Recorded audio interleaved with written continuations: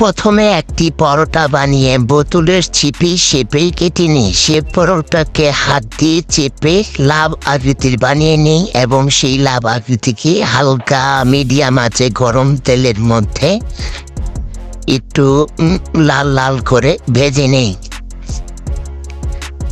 লাল লাল করে ভেজে নেওয়া হয়ে গেলে তা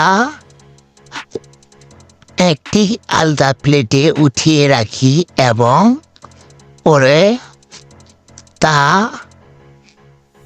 আগে থেকে একটি পাতিলে দুধ চাল করে রাখা হয়েছিল। সেই দুধে গরম ভাজা পিঠাগুলো এখন ছেড়ে দিই। ছেড়ে দেওয়ার পরে 4 ঘন্টার জন্য রেখে দিই। রেখে দেওয়ার পর 4 ঘন্টা পরে পিঠাগুলো খাওয়ার জন্য উপযুক্ত।